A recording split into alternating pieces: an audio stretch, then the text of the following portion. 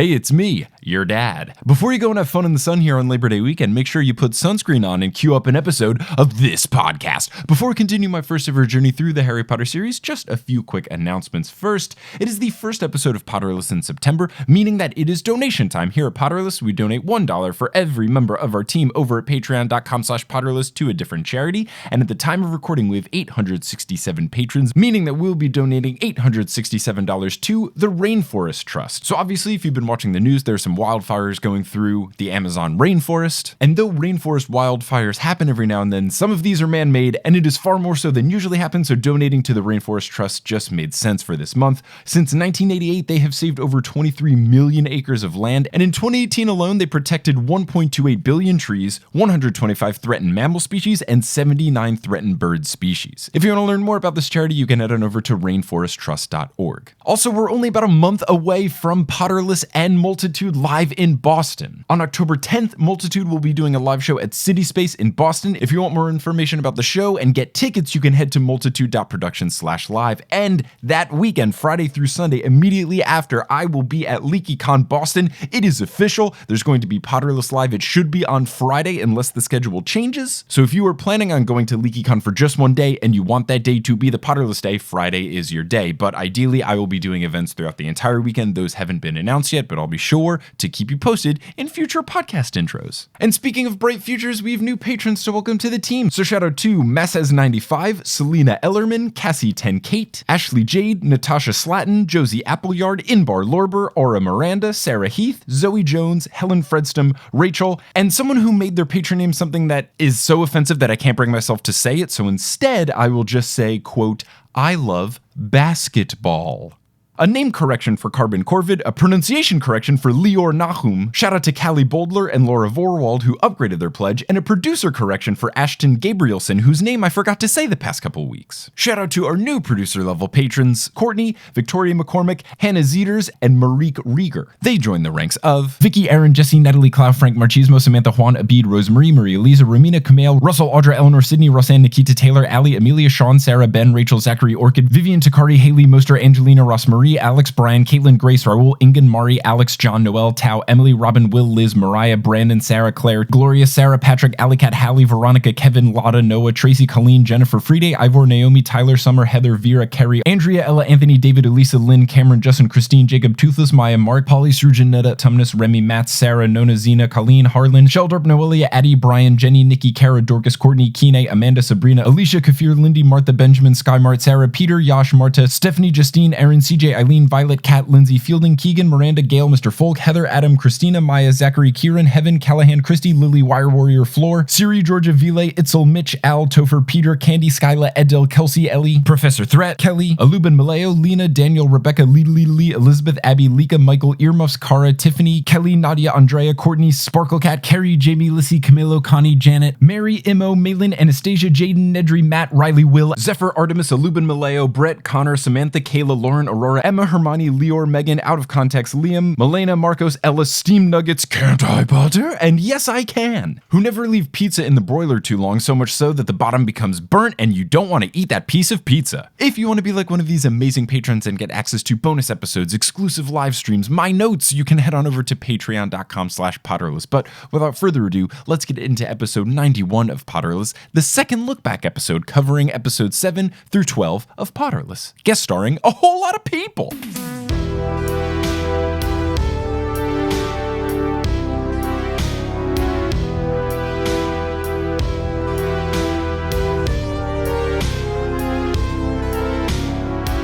Hello, Internet, and welcome back to another episode of Potterless, the tale of a grown man who read 7 children's novels in 3 years. My name is Mike Schubert, I'm that grown man, and we are continuing a look back through Potterless, my fun version of a reread, and now we move on to episodes 7 and 8, which covered chapters 1 through 8 of Harry Potter and the Prisoner of Azkaban, and I'm joined by the guest from that episode's Amanda McLoughlin. Amanda, oh, it's me. How's wow. it going? 2 eps in a row. Love Multitude CEO, Amanda McLoughlin. At least in these episodes. Fancy air horn. At least in these episodes of Potterless, you knew the name of spirits and had listened to an episode. Oh, that's very good. That Look feels at the much progress. better. I know, we're getting there. And then soon we'll be like, yeah, man, multitude's a thing. So yes, listening back to these episodes, what nuggets and gems did you find? Let me tell you, full of nugs, Mike, as I know Were they Azkaban steamed is. nuggets? They're the hottest of nugs. Okay. They're double chicken fried nugs. Ooh. So, first of all, this is where I told you about the existence of Quidditch Through the Ages. Oh, I talked about there being those two like skinny follow-up books Right, to the main series. Didn't mention Quidditch by name, but I feel like it was just like an omen, like the Grimm in front of us as I was like, oh no, and soon he will read it. At this point, I was anti-Quidditch. Very firmly. Yeah, my very You did quick... acknowledge my worldview and was like, that's a thing. I understand. Quidditch sucks. And I was like, oh, fair. Okay, here we are. It's very mature of Mike from a couple years ago. Yes. We also meet Bill Weasley, and you were like, but the Weasleys are the best family, I think. And I was like, that's exactly true. Was it at this point that I made fun of him for working at the bank or not yet? No. Okay. Well, no, not yet. No. That's a future thing. Yes. And that's when we get to that look back. Whatever episode that was, I want to defend myself. I'm curious to hear your defense. But I think we saw the picture of Ron and his family in Egypt, and they were like, oh, yeah, visiting Bill. And I was like, Mike, Bill, the hottest Weasley. That was the brunt of it. He's so cool. Extremely good.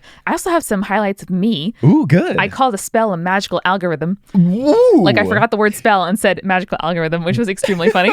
I also in episode 9 was like channeling McGonagall and was like, boom, I'm a cat. And I just thought it was great. That's so good. And then I was making fun of Harry and said, I've got a death omen on my forehead. Like death omens and tea leaves mean nothing to me, lady. Ooh, yeah, that is good. That's definitely something Harry would bust out. But past me and my successes, I was also disappointed. J.K. Rowling's fat phobia is a lot less tolerable to me now than it was reading it through the first time, where I was just dipping in, reading a couple chapters, being like, J.K. Rowling, whatever, okay.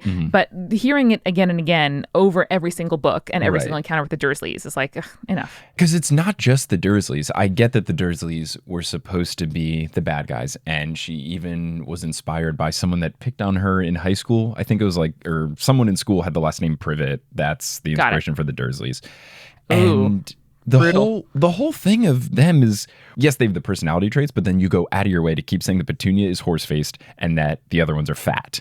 And it's just strange that it's like, oh, here's why they suck, is because they are large. And then also it extends to things that isn't necessarily derogatory, but it's just unnecessary. Like, why is the fat lady called the fat lady? And why is that her name? And the same thing with the fat friar. And that's just how you refer to them. Yeah. That's not okay. Yeah. Like fatness is not a personality trait. And it's not like inherently linked to anything except how your body's shaped. So anyway, I just wanted to note that like looking back, if I were to re-record these episodes, I would definitely, I think, point something out about that. Yeah, I think it's gross. I feel like she also does the Crab and Goyle too. It's like, oh, they're bad, so clearly they have to be fat too. Yeah, I don't know if she actually wrote that or that's just the casting and then that's me extrapolating. So apologies if that's what it is. But it is a thing and I don't understand why JK thought that was cool. I don't either. What is extremely cool, Violently Purple. This is where we meet. Yep. Oh, that's where I meet the Night Bus. Oh my goodness. And you were like, and I was talking all about like, okay, so if you're a wizard and you just stick your arm with your wand into the street accidentally, do summon the Night Bus? Like, why is the Night Bus drive and not apparate? Great question. Extremely puzzling, but you were like, I don't really care. I just want to know, what does Violently Purple mean?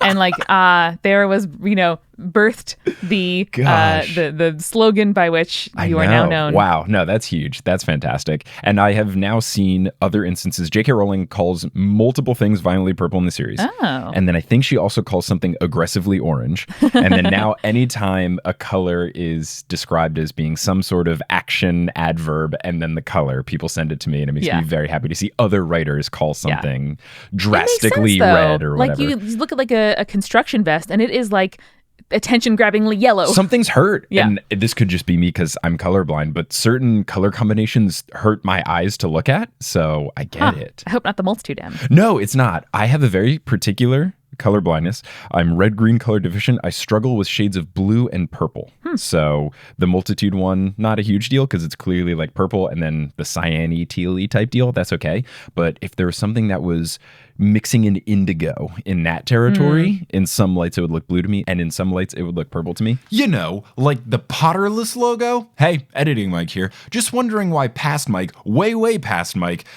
who made the logo, decided to choose a color that he couldn't really tell how it looked and had to double check to make sure it looked good. I don't know either, man. Anyway, back to the podcast. The one that actually hurts my eyes is if you have bright, vibrant royal blue and then like bright red. Like if you have fire engine red mixed on so a like the American lighter-ish flag? blue. Nah, like if it was like a lighter one. I see. Not I see what you mean, like they're clashing colors. Yeah, it's just like if you have a red background with that bright blue of text where it's a little lighter than royal getting onto like cerulean, that hurts my eyes to read. Well, it's not an invitation to send those memes to Mike, everybody, just so you know. People are going to only send hate mail with that particular color combo to me now. But let's get into some predictions. So, this is where it started. Yes. So you guessed that Peter was Scabbers. You only mentioned. I did? So you were like, I think that he's like taking a polyjuice potion and became the rat. Like I watched the movie a long time ago. I think I have that memory. And so I was like completely floored and unprepared before you said that you saw it in the movie. I was like, how the fuck did you know that? So I was just like extremely quiet, like trying to just keep my voice in. I thought I was some like savant. I really did. Reading. I did. And also, we foreshadow here about the Muggle Prime Minister knowing about the Wizarding World. With like Sirius Black being on the loose, they like mentioned that Sirius Black had Muggle wanted posters. And so you were sort of like, oh, like I wonder what the overlap is. And I was like, you'll see, Potter. That's still one of my favorite chapters. Mine too. The beginning of book 7, right? It's beginning of book Order 6? of the Phoenix. Order of the Phoenix. It's that early. Yeah. Wow. Yeah, that chapter where it's from the Muggle Prime Minister, I thought was so cool. I loved it. Me too. And I wrote down here, like, it really is one of my favorite chapters in all of Harry Potter. I'm glad that we got that little nugget of it. Yeah. Also, we have Snape during the welcome feast when Lupin is first there. Snape is kind of like sending hate to both Lupin and Harry. And you're like, that's weird. And I was like, yeah, they must be lumped together in Snape's brain for some reason. Not knowing Remus's ties to Harry's dad. And being basically his godfather. So, or in shipping, when you think Remus and Sirius should be together. Remus is like the honorary godfather to Harry, but at minimum, he's like an honorary uncle. Right.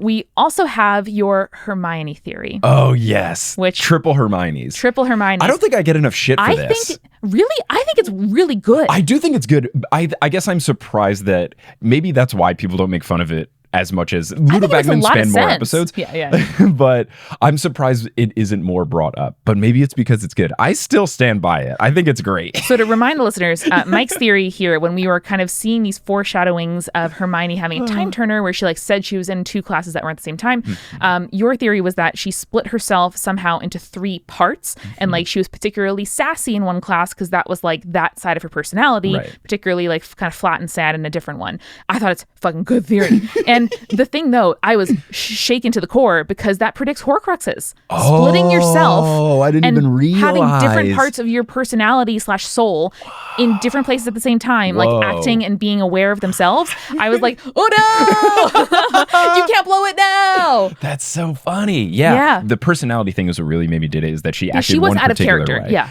Yeah. So that's what made me think it was happening there. And then there was the whole like her backpack was filled to the brim with books. So you would have to think that if she's splitting, her stuff would split, and then she would need all of them at the same time. Because, like a ghost copy, like all of them would be wearing and carrying the same thing, right? Just because, like, if it was time turners, and I wasn't even processing this at the time, but like if it was time travel, in theory, she would have enough time to. I get not go to your locker, but like I guess go back to the dorm. I think it's less imperative to have all the books on you at the exact same time. If you are controlling time, you could have books, stop at the Gryffindor locker room or the Gryffindor common room. But the thing with time turner, as you know now from Cursed Child, like there are the physical you is still in both places. So if she were to go back to her locker, like current her in her fictional wizarding locker, everybody knows there's not lockers in Hogwarts. But you can't like cross the physical paths. Okay. So yeah, I thought that was extremely I prescient accidentally of you. foreshadowed Horcruxes. It's fantastic. Yeah.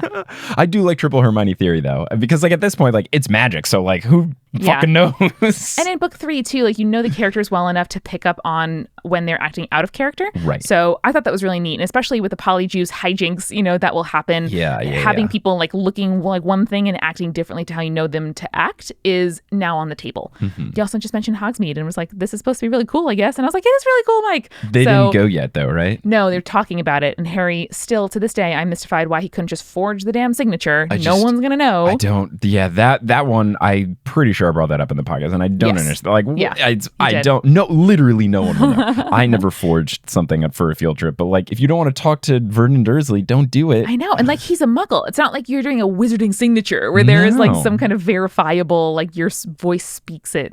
I don't know, man. Man, this is similar to something Sydney brought up in the previous look back, is that there's no just like regular courses that they took. So they never took regular math. And I guess Harry would have had to have gone to school. And this is something they don't talk about. Like, I guess he would have had to gone to kindergarten through 4th grade. Yeah. So I guess at that point he would have learned regular Muggle courses Fractions? and stuff. But the joke that I'm getting here is, did he ever learn penmanship? Because for me it was like, you learn to print in kindergarten, and then I learned to do cursive in 3rd grade, and now they just don't teach cursive anymore. Apparently not. That seems so strange to me. What are people going to do when things are written in cursive and you're a child and you just look at it like, what's that? Because some letters don't look the Mike, same. That's just a font. And kids read fonts. You know, I also can't copy like Comic Sans, letter for letter. But people, I think, just view it now as like a stylized thing. And it's, anyway, I have hand problems, like kind of a arthritis type symptoms in my hand. So for me, it's really nice to use cursive because I have to like clench the pen less. I have to clench and unclench less. Yes. So I'm glad I know cursive. Right. It is a myth that you have to sign your checks in cursive. You can print. You can do whatever you want. You can do whatever you want. Put a little paw print, little pad foot. But signing in cursive, I've never seen a professional person write something out. I feel like I have to have seen something, but it feels man. Fancy. It's just society.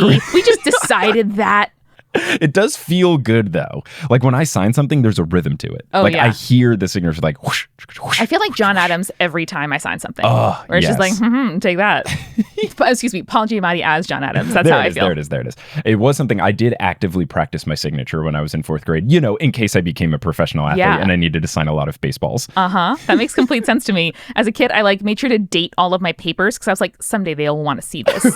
I love it. Oh man. Were there any other gems from the episode, or does that about cover it? Yes, I have a couple movie follow-ups. Ooh, so cool. One is, I hope you love Emma Thompson as Madame Trelawney. At the time, I do. So have you seen the movie in the interim? Yes, I have seen. At the time of recording right now, I've seen every film. Nice. So I hope you liked Emma Thompson because I still think she's wonderful. She's great.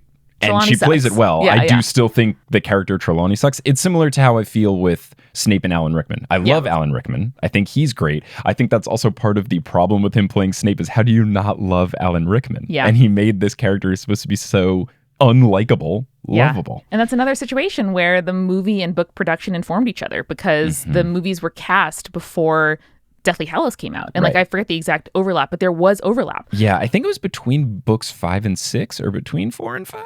So they informed each other. Like he might have kind of brought a perspective and humanity to Snape that I know Rowling says that she was intending to go this way all along, but you can't like enjoy those things in a vacuum, But that was one movie follow-up. And then also, I miss Peeves so much. And in these chapters, we get very good Peeves. He calls Lupin Loony Lupin, which sucks in terms of like making fun of Lupin having a disability, but is also nearly Lunar Lupin, which I think Peeves, my headcanon is that Peeves knows, obviously because he's Peeves, like he knows everything. And he was like just saying to Lupin, like, I got your number. I can out you if I want. Like Peeves is like an absolute chaotic evil genius.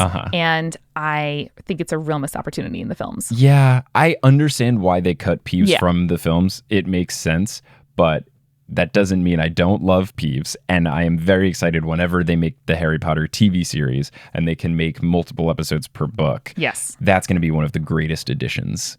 Because right now we have no physical representation of Peeves except for he's in the Harry Potter iPhone game and stuff. And he's dressed up like a computer game. Yeah, and he's always dressed up like a court jester, which I never envisioned. No, me neither. Never envisioned that. No. So I would love to see a different representation of him because it's so jarring when you have nearly headless Nick in this fancy old school Shakespeare, whatever the tutu around the neck is called. And then you've got some dude that looks like a cheap jester outfit that you would buy for a Halloween costume. Yeah. So I mean, I they want to see date a from new the same Peeves. period, but I would love to see a like historically accurate version of that. Yeah. If we're gonna, assume that they knew each other when they were pre-ghosts. Peeves is not a ghost, Humans? it's a poltergeist. I don't know.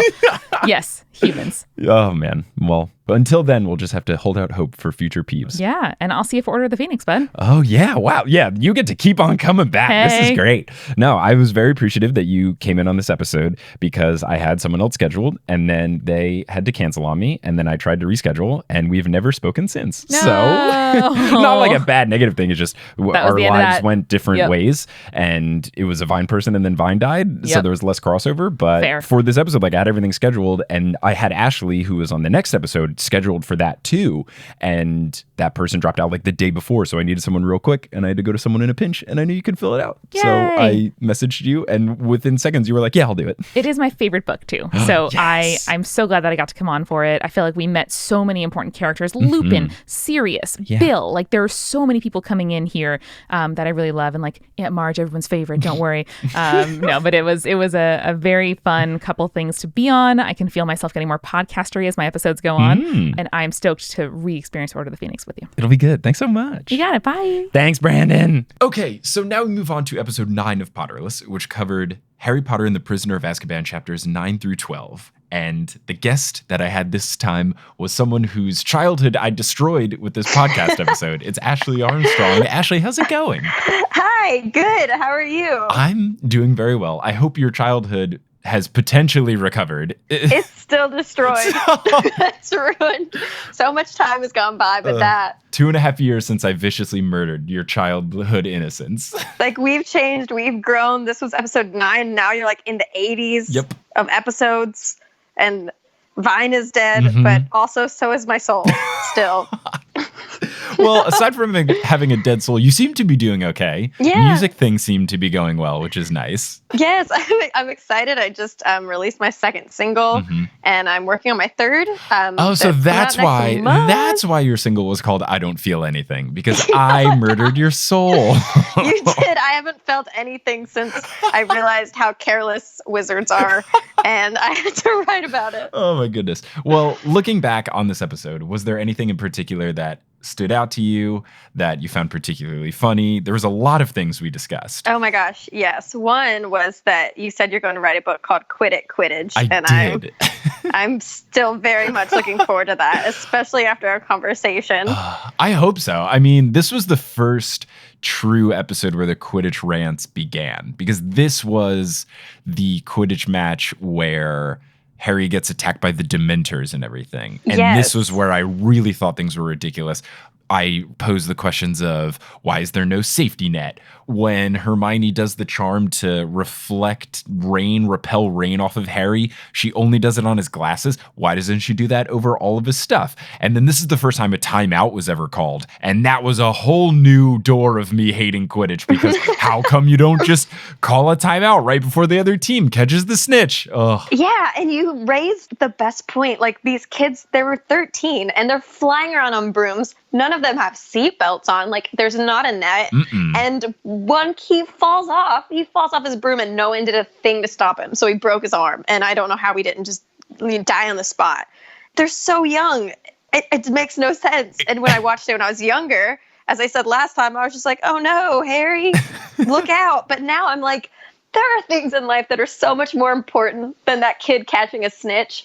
I can't believe they took it so seriously that they were like, we don't care about the Dementors. Keep going. It's so ridiculous. It is so wild that you just have to play through no matter what happens. Yeah. In the first book, you have Coral charming Harry's broom with hexes so that he can't fly straight and they don't stop the match. In the second book, you've got the bludger that has been cursed by Dobby to attack Harry Potter. They don't stop the match. In this book, in these chapters, you've got Dementors coming in. They don't stop the match. These are children. Like, this is not professional. It's not like this is the World Cup of Quidditch and they can't intervene. These are like fourth graders. Like, what are we doing? Yeah, this is like the equivalent of like me in elementary school if I was playing soccer and an adult man came out onto the field with like a sledgehammer and just was swinging it wildly at me. And the coach was like, you better not stop. You better make that goal. This is huge. You got to keep playing. That's just soccer. Yeah, there's nothing more important than winning this soccer game. Oh my goodness. Just don't look at him. Yeah. I'm still not over it. Clearly, I'm mad. This is truly the beginning of the Quidditch hatred. Leading up to this was, I'm not so sure about Quidditch. And this is where I really put my foot in the ground and said, fuck Quidditch, this is horrible. I can't stand this. Yeah. I mean, I don't blame you now that I think about how young they were. It's wild. Like, back in the day, I was like, I wish I could play Quidditch. And now, if I get on a roller coaster, I'm like, you better make sure the seatbelt's safe. Like, I don't feel safe. 100%. I feel you. Because I'm an old woman. I act like an old woman. I'm not getting on a broom. No way. Anything else aside from me destroying Quidditch and just hating the sport's existence? Biggest takeaway of all time. Also, the difference in the broom names. Right. It would be so easy for these kids to shame each other based on their brooms, which is another thing I never considered before. You got a kid rolling in with a Nimbus 3000, and he's just going to think he's just the coolest kid on the block. Right. And that's not fair. The other one sounds like a Swiffer. Yeah, because it's the clean sweep, which does sound like a cleaning product. You're pretty much on a vacuum if you're on that. Right. And what's weird is that this is a school-sanctioned sport, and you don't have school-sanctioned equipment. So if one house has people that are wealthier, like Slytherin, everyone's got Nimbus 2001s, that's not fair. And this is a school sport. It's very strange to me that you're allowed just to buy whatever broom you want. And if the Gryffindor team is poor, sucks to suck. Yeah, I'm mad again now, thinking about this. They're classist. It is. It's so strange. I don't understand. This is a school sport. Why is classism ingrained in it? Yeah, they should be like, like back in the day when we all played like sports at school. I never played any of them well, but like you have to play baseball and they're like, here's your bat. Like you weren't like, I brought my bat from home. It's like the baseball 5000. The other one's like, mine's called like wooden stick. I don't know. Like that doesn't seem right. That's a very fair comparison. Thank you. That's how ridiculous the names were. Oh my gosh. Was there anything not Quidditch we talked about in this episode? Yeah, I yelled a lot, and I think we did talk about Vine a bit because it was still happening, it did right? Still exist. It hadn't died. It was in that weird phase where they said that Vine was going away at the beginning of 2017. Oh, yeah. And then it didn't actually. It like lasted on a couple months after. Yeah, Vine was in like its limbo phase where everyone changed their handle to like follow me on Instagram with like their Instagram name. Yep. Mine still to this day, and I can't change it, is like IG/YT/TW:"Shub17. And I hate that I didn't get to change that before it was cemented in history, because now if I ever do share one of my old Vines, it doesn't say watch Shubs' Vine. It says watch that shenanigans of a name, Vine. Same. I was just like, self-promotion. Here we go. It's what you had to do. I'm glad I started the podcast before Vine died, though, because that helped it have some sort of kickstart, as some people knew who I were before I started it. Yeah, it's like popping off. I'm so fortunate that you had me on this show when you did. Like, I'm now I get to come back. Yeah, no, I'm glad you were on. You're stuck with me now. I'm very happy to have you. I mean, of course, by accident, but I'm glad it worked out this way. It's just these 4 chapters somehow had the most like mind-boggling stuff. The things that made the least sense. Yeah, and it just took me by surprise, like reliving them with you, like as you were reading them at an older age, because like when I read these things, none of it, I just took it all at face value. Is that the right saying? Like I just took it all. I was like, yep, a man broke in. Yep, they stayed there. Everyone's still in the school. Yep, a kid is getting chased by Dementors on a broom and no one's trying to stop it. Like, this all makes perfect sense to me. Right. And that was my whole point. I'm glad this episode of the podcast shook out the way it did. It made me really happy, because part of my thought process behind making the show and something I wanted to do was I hoped that as being an adult reading the books, I would be able to pick up on things that didn't make sense. And in the first 8 episodes of Potterless, it wasn't as significant. It was more me thinking things were a little nitpicky, or me thinking I was some hot piece of shit because I was able to guess who the bad guy was or whatever. Like this one, I remember it made me very happy that this was kind of like the final element of the thesis statement of Potterless coming through. And I'm sorry that your innocence and your childhood had to die in its wake, but it did make me happy that my goal was accomplished in this episode. Hell yeah. So I appreciate I'm glad that it. happened in this one. I'm glad I got to be a part of that too, because it just like it's just things that are so clearly off, and it's when you read it as a kid, you're just like, no, yeah, for sure a man escaped from jail, and they're all just like, no, we have to be at school. Yeah. Like that just makes a lot of sense, but no, it doesn't. Nope. You kidding me? Nope. It's very silly. But the final thing, I do also recall this being the first instance of McGonagall being very sassy, and that made me very, very happy. I'm all about a sassy McGonagall. That is just, that's an energy that we should all try to channel. Yes. Sassy McGonagall. Like this weekend at the bar, I hope that everyone will just channel their inner sassy McGonagall. That's all I can ask of you. Yeah, just listeners. Don't put up with anyone's shenanigans and demand good drinks. And if anyone is annoying to you, send them home. And for any of your friends that are too drunk and need some help, much like McGonagall did to Harry, give them a cookie. Oh. Give your friend a cookie if they're too drunk. Yeah. And if anyone comes into the bar that looks like a Dementor or just a general bad guy, you're allowed to leave. You totally are. You're well within your right to do so. If someone breaks out of jail and comes to your bar, don't think you have to stay. Because that doesn't make any sense. Oh, man, it doesn't at all. Well, I can't think of a better way to end this little look back, asking everyone to channel their inner McGonagall in the future. So, Ashley, thank you so much for coming back to talk about this. And thanks for being on the pod 2.5 years ago when it didn't exist. Like, you were the podcast, I don't know if it had been published. I think you were the last one I recorded before it ever went live. So you took a chance on being on a thing that was barely in existence, and I'm very appreciative of it. Oh my gosh. Well, again, I'm appreciative of you having me on here. It's like been amazing to watch Potterless grow, and you're just like freaking killing it. So again, I'm glad you're just stuck with me because that episode 9 cemented. It is, and it was great. And now we're both in New York and we hang out and it's very fun. Yeah, we're going to the park this weekend. I'm very excited to see you in like a couple days. It'll be fantastic. Woo! But until then, I'll catch you later and hopefully I can somehow bring your childhood back into existence. Why, thank you. Classic past Mike, murdering childhoods. Ugh, when will he learn? Well, speaking of learning, I'm going to teach you all about some great deals over at Wingardium Adridosa.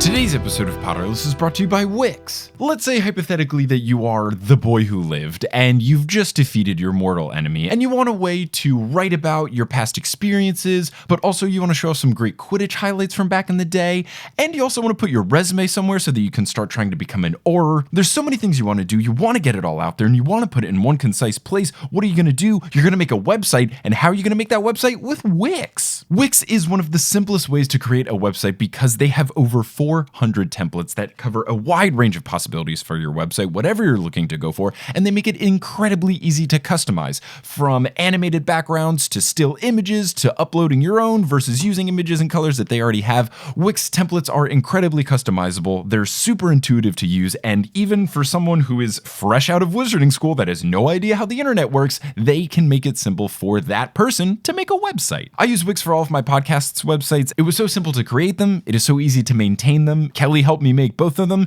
and she has very particular style choices that she wanted to see through, and there are other website providers that did not provide nearly as much customization, and Wix allowed her to do every little tiny minute detail that she wanted, and that's why we went with them, and that's why they look so pretty. And if you want to make a website of your own with Wix, it's great. You don't have any time limit on making your free trial, and then when you want to upgrade to the full version and get things like a custom domain name or email features or all the other goodies that Wix Premium offers, you can get 10% off as a Potterless listener. If you go to potterlesspodcast.com/Wix and click the link at checkout, you will get 10% off your Wix Premium website. So go to potterlesspodcast.com/Wix, click that link, get 10% off, and make a website that encapsulates your full Harry Potter awesomeness today. Today's episode of Potterless is also brought to you by HelloFresh. Let's say hypothetically that you just graduated from wizarding school and you're on your own for the first time. You don't have house elves cooking for you. You've become so accustomed to food being tasty and ready right in front of you,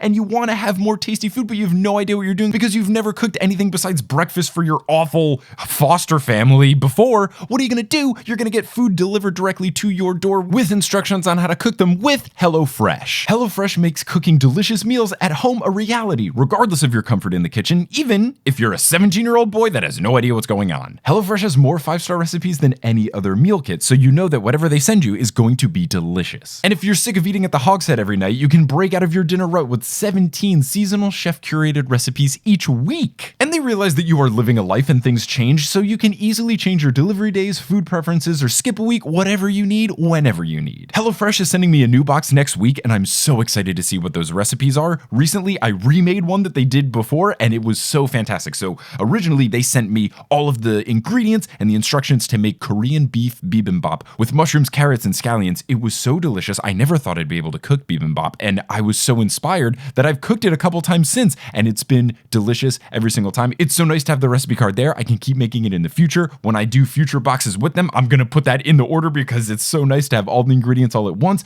But it's great because I'm pretty solid at cooking, but they expanded my repertoire, and I am forever grateful. And if this sounds interesting to you, you are in luck because you can get $80 off your first month of HelloFresh if you go to hellofresh.com/Potterless80 and enter promo code Potterless80. Again, that's hellofresh.com/Potterless80 and enter the code Potterless80 at checkout. So if you want to get ready for making food in a post-cafeteria world, go to hellofresh.com/Potterless80 and enter code Potterless80 and get that food delivered to your door and let them teach you how to cook it today.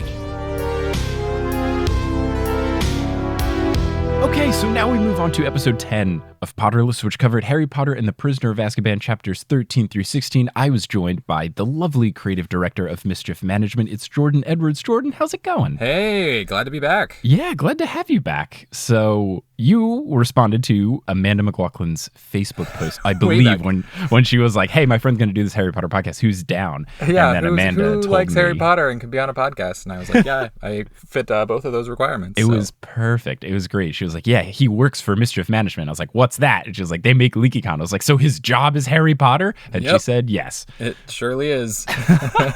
So listening back to this episode, what kind of stood out? What was fun? What were the gems? Well, for me, it was trying not to say things that would spoil you for all of the magic to come, right? Oh, so good. I was trying hard not to rag too hard on Peter Pettigrew as Wormtail because you hadn't discovered that he was him yet. I remember as I was listening back, I was like, oh yeah, I'm really dodging a lot of these things because I don't want to spoil you. Thank you. I think this was a really tough one. This is where it starts to get a little hard spoiler-wise. Yeah, well, also it's like gloomy and sad, these chapters. So right. I remember we ended, we're like, oh, well, that was gloomy, but no, it was just fun. It was fun to listen to. Basically, it was me trying not to spoil you. It was me honestly not knowing enough about Quidditch to have a strong opinion, and you have a very strong opinion. I did, and I still do. To be honest, as I was first reading the series, I would just thumb through the Quidditch chapters and like see who wins in the end, but they are very long, and sports is not necessarily my forte, and so I would skip most of it. I don't remember, but I'm looking at the description of this episode. I did write that we discuss one thing that I actually like about Quidditch, which is incredibly rare. It's very rare. So we were talking about the fact that I want to say it was something to do with the goalposts. Oh, there's three of them? Yeah. Basically, I think you didn't quite understand why it is a challenge to block penalty. Oh, yes. Because I think you thought it was a tiny little hoop. I thought you just had to throw it through one of them. And right. I thought that was very easy to sit in front of one ring. No, there are three, and they're quite large. So I think you did end up enjoying that tiny little piece of Quidditch. That is good. That's fun. I also, when I play soccer, I play goalie because I do not know how to play soccer very well, but I can jump in front of moving objects. So I think just the appeal. So basically you'd be a keeper. Yeah, exactly. If you were ever to get shanghaied into playing a Quidditch game. I would be very down to play real human muggle Quidditch. Yeah, I was offered to do so at LeakyCon Dallas where they were playing in the expo hall. Yeah, did you watch some? It can get brutal. That's a thing. I watched some and it looked really fun. And then I noted that they were playing on a polished concrete floor, which is not grass. Not so ideal, I decided to pass. No. Yeah, it's super fun. We've had Quidditch come to LeakyCon for multiple years, and it's basically operated by the International Quidditch Association. They set up everything, and they run training camps and leagues and tournaments and stuff. It's super fun to watch. I've never played because, like I said, sports is not really my thing, but it is enjoyable to watch. And there was one year where it was the sort of the final, and it was the staff of LeakyCon versus the staff of the Harry Potter Alliance, going head to head in a major Quidditch game. And it got rowdy. Good, as it should. Yeah, but it was super fun to be a part of it. So I would love to play in real life. I will figure out some way to make it happen. Yeah. I would love to get invited to some sort of Quidditch tournament of sorts. Yeah, well, they have the Quidditch Cup every year, so you'll have to see where it is in the world and see if you could go. Yeah, maybe I could sweet talk my way into Ludo Bagmaning and being the announcer for it. Yes. See, that makes perfect sense. I think you would be great at that role. Oh, thank you. Similarly, I would love for my Harry Potter notoriety to get big enough to where I could get jokingly casted as Ludo Bagman in one showing of Cursed Child, because he's in it for like a little, and it's only audio, and he's not on stage, and it wouldn't be that hard, I don't think. My whole job is talking. And they've sold the script, so basically just record it and send it to him. Oh, yes. You know all the lines. Oh, my goodness. Yeah, that will be my audition. Oh, yes, we're going to make it happen. Perfect. The other thing that I do know from this episode, which I remember, and it has been reminded to me in all caps in the episode description, is that this is where we argued why the hell didn't they send the kids home after it was found that Sirius was on campus, which I know he's innocent, but as it stands, in the moment he wasn't. A convicted murderer of 13 people, and they didn't send the children home. That is wild. Yeah, this sort of ever-present questionable Hogwarts security. I think it all boils down to, but there would be no plot. That is really what it is. It's just so silly. And this was one of the things... I'm glad it happened, because now forever when I'm describing the podcast to people and they ask what's it about, one of the examples I always give for when I say that I point out things that don't make sense, the number one example is always, why didn't they send the kids home after they found out that Sirius was on campus? There it was, It's fun to speculate. Like, Hogwarts has been, like, for years, there have been injuries and near-death experiences. So, I know. It's a dangerous place. I don't know. You know what you're signing up for when you go there. Yeah, it truly is. I guess it's just a given of the school. I'm sure that if there is any sort of liability waiver that you have to sign as a student there, it is quite lengthy. Multiple scrolls of parchment. You got to sign your life away pretty much. I mean, and right after the next year, they weren't that great when they had the big Triwizard tournament where, Cedric died. So. He did do. Yeah, there's a lot of drama, but honestly, I'd still go. I mean, yeah. I'm still waiting on my Hogwarts letter because, man, that sounds amazing. Yeah, the pros just simply outweigh the cons. I think so. Sure, you might get murdered, but you can do magic. But, you explore this awesome ancient castle, which has always appealed to me. It's very, very true. Well, Jordan, thanks so much for being on this episode way back when. It's so fun to listen back, and, like, you were such a young little Potter baby back then. Yes, I would say in Potter years, I was young. You were quite This young. was like 2.5 years ago, which feels like a long time, but I know, a lifetime ago in Potter years. Yeah, I was young in my knowledge of Harry Potter. Like, I wasn't even halfway through the third book. Yeah. Which is ridiculous. And Look now how far here you've come. I am. Yeah, now I've gone from like, oh yeah, LeakyCon sounds cool, to in talks with the programming department about my involvement at each convention happening this year. Yeah, we were so glad to have you. It was so fun to see you guys up on the main stage. So it was a blast. It was cool for me. It was something I always wanted to do, and I'm glad that we got to make it happen. And it was just such a relief to be spoiler free at a LeakyCon. Yeah, oh my gosh. And I could go to things, and I could participate in things, and I didn't have to ruin things for the panelists that I shared a booth with. You can talk about Harry Potter, but only up to halfway through book 3. I literally had to do that at a couple of things, and I feel so bad for it. But not anymore. It was so fun being at LeakyCon, and we got to talk more than for 5 seconds, which was great. I know. At the LeakyCon, not this most recent one, but the one before, we literally just passed each other when I was on my way to the panel. It was so funny because I'd never actually met you. I had only seen like your avatar from social media, and like I walking by, I was like, that hair looks familiar. I believe our entire interaction was complimenting each other's hair and then moving on. And then moving on to further Harry Potter things. Yep. Exactly. Sounds but we actually got to speak words to each other last year, or this past year, which was very fun. Very fun. Yeah. Well, you'll have to come to the next one. So we have 2 Harry Potters as it stands in the calendar today. We have 2 LeakyCons coming up soon. The next one's going to be in Boston. I will be there. We're celebrating our 10th year, which is crazy. That's nuts. So LeakyCon first started in 2009, and we were in Boston. And so we're excited to be going back and celebrating our 10th year there again. And then we just announced not too long ago that we're going to Orlando in 2020. So we're celebrating Harry Potter's birthday. Oh, nice. July 31st through August 2nd in Orlando at the Orlando Convention Center. So we're excited to be going back. We've done a couple LeakyCons in Orlando, but it's been a few years. So we're really, really excited. That place is so huge and so much fun to be. So I am stoked. I will be very excited. Obviously, Harry Potter World is right there. Very excited to do an episode from, just during the line at Hagrid's ride. So it'll be the first 8-hour episode of Potterless. Yes. Yep. Plenty of time. Plenty of time. But it'll be great. But yeah, Jordan, thanks so much for being on in the past. Thanks so much for being on now. And I'll see you very soon. I'll see you in like a month and a half at LeakyCon Boston. Sounds good. See you then, man. All right, see ya. Take care. All right, so to round up this look back, we are going to now move on to episodes 11 and 12 of Potterless, which covered Harry Potter and the Prisoner of Azkaban, chapters 17 through 22. It was guest starring Multitude's own Julia Schifini. Julia, how's it going? Hi, Mike. I'm so proud of you. You finished those children's books. It's incredible. It only took 3 whole years. Only 3 years, but you were pacing yourself. Don't discredit yourself. Thank you. I like to think that it was harder to read them in 3 years because I had to keep stopping myself every time. That's true. Mm-hmm. So if anything, it's more impressive that it took me that long to read the books. It's a good excuse. I'm going to take that to the grave.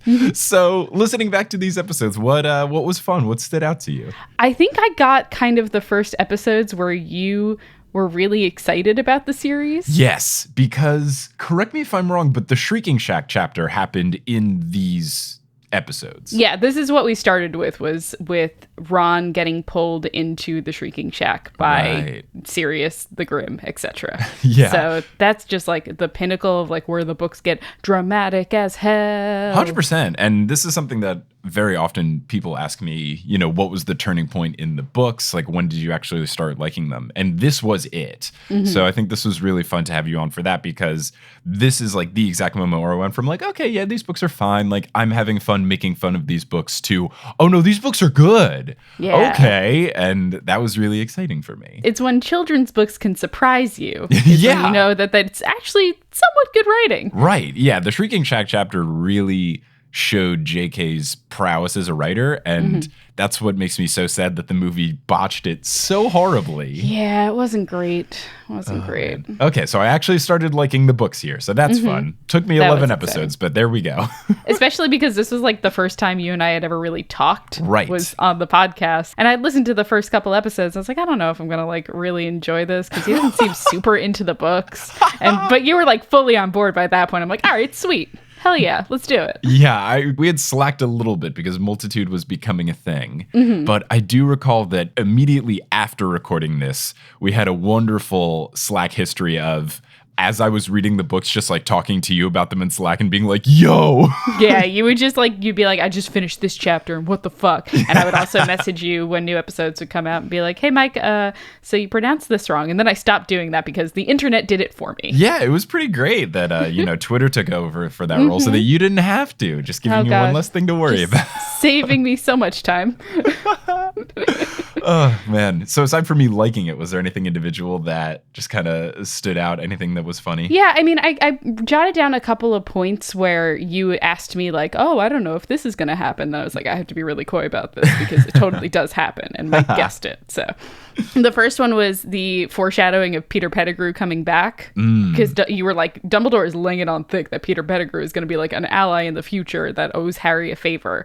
Yeah. Which kind of happens. Yeah, barely. I was really expecting, and I'm a glad bigger thing. Yeah, right? I'm glad this didn't happen, because to me this was just the classic henchman trope where the main bad guy is mean to the henchman and they zoom in on their face just kind of being grumpy every now and then at the end they ask them, henchmen, do this, and then they go no, and then they help. Like, I thought it was going to be that classic Disney movie. I got you. Yeah, so I'm actually very glad that that's not what happened. But I never could have guessed choked self to death with metal silver hand. Wouldn't have guessed that. I think it's also kind of telling of Voldemort too, because it's kind of insinuating, yeah, he didn't really trust Pettigrew. He knew that he was a turncoat, and he knew that like at any given moment he was going to betray him. So giving him a hand that the moment that he hesitates instantly kills him, tight leash, and I like it. I gotta say, Helen Martin and I talked about this. It's brutal and it's rough, but you have to respect Voldemort's magic here. Like, obviously Voldemort is very evil. Obviously he's terrible and no one should like him at all. But he's a good villain at certain points, and running a tight ship of the Death Eaters with this, that's incredible. That he was like, I will give you this hand, but the second you have a little tiny thought about not fully supporting me, your ass is dead. Yeah. Just like any inkling that there's going to be a moment of pause, a moment of betrayal, just straight up murder. It's very good though. I really like that. It's Pretty fun. One of the other ones that we talked about in the episode was you being like, well, it's nice because Gilderoy Lockhart's never coming back. He barely does. Yeah, but I mean, like, it's a moment of catharsis too. I feel like that you see him and he's still in that same state, and you know that just desserts is still there, but also kind of shows you that the world is still really shitty because no one really knows besides Harry, Ron, and Hermione all the dumb shit he did, and there's still people writing him fan mail and whatnot. Oh yeah. It's like the King Jellybean from Rick and Morty thing, where no one else knows about his evil deeds to preserve his legacy. I'm gonna smile and nod because I don't really watch that show. It's a good show that has now a bad fandom around it, and it makes me feel awkward watching it because it is a quality television show, and then a bunch of awful white male dudes ruined it. Is it like one of those things like with BoJack Horseman where the white men look at this and be like, ah, yes, this person acts the way I do, so it's okay, when really it's supposed to be teaching you that the way that this person acting is unacceptable? Yeah, I think it's not. I get that comparison with BoJack. It's not exactly that. It's more of just like, it's a cartoon show for adults that is well written and isn't afraid to go over the edge a little bit, and I think that's fun. It has a mix of comedy that's like, whoa, pushing the envelope, but then also, oh wow, this show can get deep at times, which is fun. It's kind of like if like an emotional raunchy stand-up set was turned into a show where you've got like crude humor mixed with emotional stuff.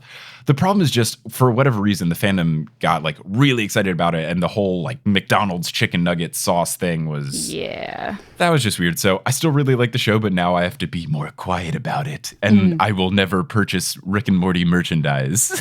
It's like Dan Harmon though, right? Yeah, and he's super cool about it, and he's very outspoken when all of the chicken nugget sauce was going down. He was very vocal saying, yo, everyone be chill. Watch Community, it's better. Very good. I stand by it. Anyway, Harry Potter. Harry Potter. Yes, it is sad that no one knows Gilderoy's true evil, but this is something that has been done in other media as well. Yes, that's true. We also touched upon one of your favorite lines was the sick burn that Dumbledore puts on Trelawney at the end of the chapter. Oh, which one? What does he say? It was the, that raises her total of real predictions to 2. Oh, it's so and you're like, good. That's a sick burn. I'm like, yeah, but you don't know what the first one is, and it's bad. Oh, right. Jeepers creepers. Wow. Still, that is fun. 2 episodes prior of Potterless was the first instance of Sassy McGonagall, and now episode 12, the first appearance of Sassy Dumbledore. So not only does JK get better at just writing books, but she makes her characters a lot sassier, which is very fun. An increase of sassiness. I appreciate it. It's wonderful. And then the last thing I wanted to talk to you about was having the perspective of finishing the books now and having more information about the Marauders, the kind of feud between them and Severus Snape, and how your view of it changed. Makes way more sense. Yeah, I mean, because we were talking about it in the episode where Remus is like, Severus was jealous of James's Quidditch skills. I'm like, that's not it at all. That was never what it was about. Is that a blatant lie from Lupin, or is that Lupin being ignorant? I think it's a blatant lie from Lupin. Okay, that's what I would think. He knows that Snape is in love with Lily. Everyone knew that. That was the whole thing. Yeah. I'm honestly thinking about it. I'm surprised that no one gave Harry crap for Snape having a big crush on Lily. Yeah. It seems like a Malfoy pull. Like, it feels like something that Lucius would have told Draco, since Malfoy seems to have all of the dirt on Harry and his parents and everything like that. I'm surprised no one was like, oh yeah, potions teacher's got the hots for your dead mom. You know what? I think that after the events where basically Lily cut him off and cut all ties, no one believed that he was still in love with her. True. And that's the reason why he ended up betraying the Death Eaters for the Order, is because Lily. Yeah, right. And then I guess that's a good point, because if more people thought he still loved her, I feel like Lucius or other Death Eaters would have raised some eyebrows when Snape was in the Death Eaters. They would have thought, wait a second, this doesn't make sense. Absolutely. So I think that they were like, he's fully on our side. He doesn't want to be associated with that mud Look blood how anymore. greasy his hair is. He has to be evil. God, just the fucking worst. But I also think it's really interesting too, because if you now know Sirius's backstory and know that he's basically a blood traitor, I think that increases the disdain that Snape had for him, because Snape, coming from a half-blood family, probably wished that he came from a place that Sirius did. Yeah. That makes a lot of sense, because I need to go back and read the little Snape flashback that we get, because they give us the feeling that he blames a lot of his bad upbringing on his dad, who was a muggle. So yeah, that could be interesting, where maybe he has this thought of, oh, if I was pureblood, everything would be fine. Yeah. So he's got envy towards Sirius in a different way. Yeah. I don't know if Snape has anything against Pettigrew, but he has specific reasons to hate James and Sirius and to dislike Lupin because of the werewolf thing. So yeah, it's just an awful combination of friends to have a rivalry with Snape, as he hates them all in different ways. Yeah. I mean, James comes from a similar background, but, you know, Right. unlike Sirius didn't kind of betray his family ties and whatnot, but James came from a pureblood family, a rich pureblood family, and like was well-to-do and whatnot, but also they weren't like associated with the Death Eaters, so that's probably a whole other thing as well. Well, yeah, and the whole Sirius thing is that his whole family was Slytherin through and through, and he broke through, and Snape is a Slytherin, and you wouldn't want someone to defect against your team, even if you don't see the shortcomings of that team. Yeah. You're going to get mad at anyone that's switched fandoms, so to speak. Yes. So I think it's really interesting to kind of have that perspective from that chapter now versus what you know about the Marauders in the future. So No, that's I super liked fun that. looking back. That's really good. Was there anything else? I really enjoyed pulling all of the reasonings behind the names for you. That's always fun for me. Oh, no, that's good. That was very fun. This was a fun instance of Potterless where, since we're only 11 episodes in, I think every guest brought something different to the table. And I remember the reason you were on for these chapters is I asked you what your favorite parts of the book was. And you did mention that, oh, the ending of book 3 is really good. And then you said, and there's some mythology stuff I can talk about. And I was like, good, perfect. So it was a fun crossover of spirits and Potterless in the mix. Yeah, I mean, when you name your child Wolf, basically, in Latin, you get what you get. I was going through old emails yesterday where people will reach out to the Potterless account, and I'll just go through them in binges. And someone a couple months back, before I had like talked about this on any episode of Potterless, was like, hey, so I know Julia mentioned a little bit about the Wolf Remus stuff, but his name is really Wolf, and gave like 5 explanations about like what Lupin means. Also, the word lupinus can mean moon, thus wolf, and so many things. His mother's maiden name is Howell. Oh, really? It's Howell. Oh my goodness, JK. He was just like, he was just meant to be a werewolf. Like, if you met that person in real life and you're like, how are you not Wolfman? I don't understand. That's also the fun thing that JK can do with magic. This is what makes me trying to guess things so hard, is that I have no idea what's happening next. So you can lay things on super thick, and unless you're very astute, which maybe you were able to do, or people who know a lot of stuff about wolf mythology would be like, wait a second, I see it. But you can lay stuff on super thick and then no one will get it. And then looking back after you know it, you just think, oh my goodness, it was right there. I mean, buddy, I was like 9 when I read these books. That's the so thing. I didn't know shit about, I mean, I knew a little bit about mythology, but I didn't know like, yes, Remus, Lupin. Welcome to Wolf episode Wolf. 1 of Spirits. It's me, Julia Schifini. Oh, man. Adorable. Well, Julia, thanks so much for being on these episodes way back in the day. It was very fun. This was a good time where you were the first of this, but it kept happening where I would have multitude people on that I didn't really know at the time. And then I feel like being on Potterless kickstarted the friendship, which was really cool. And now look how far we've come now. I know, Hanging so out far. and talking regularly. Heck So yeah. thanks for being on back in the day. Thanks for bringing a new perspective to the series. And thanks for coming on, for this little look back episode. Of course, it was my pleasure. Yeah, and I'll be chatting with you multiple times because you are a Yeah. return guest. Yes, I'll see you at Order of the Phoenix. Yeah, should be good. I'll see you later. All right. Thanks, Mike. Thank you. Hey, Editing Mike here. That's going to be the end of this look back episode. I hope you enjoyed. Thank you so much for listening. And as they say in the wizarding world of Harry Potter, as they look back fondly upon their past work for the past couple of years, a wizard on.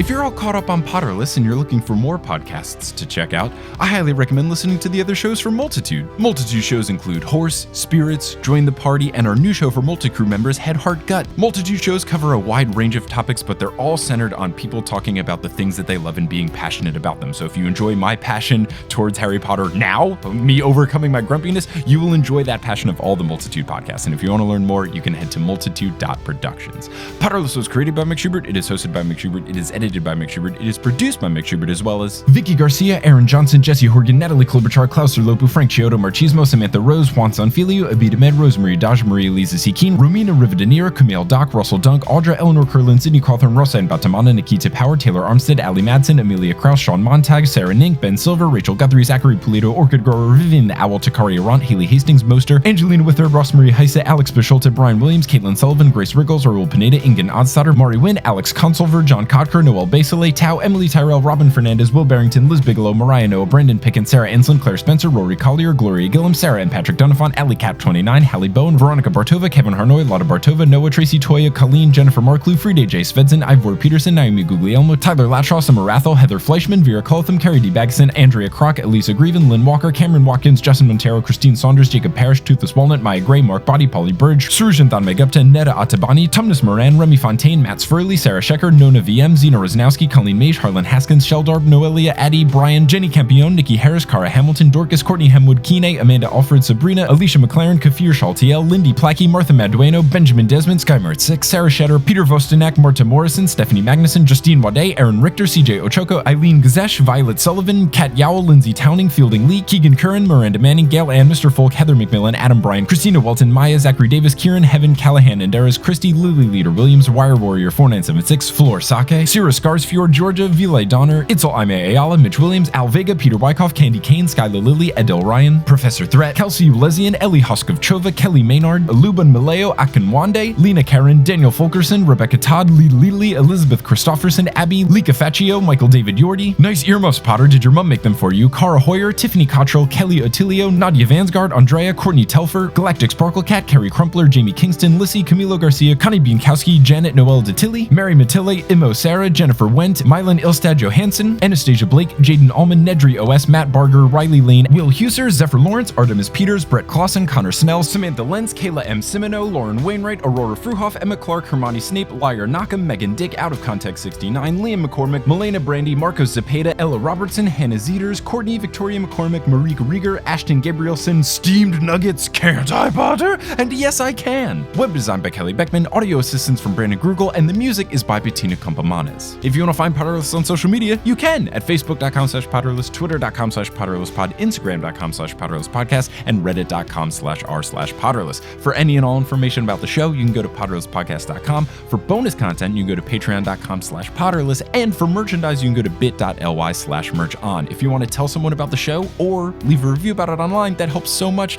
And thanks for listening. Until next time, as they say in the Wizarding World of Harry Potter, a wizard on!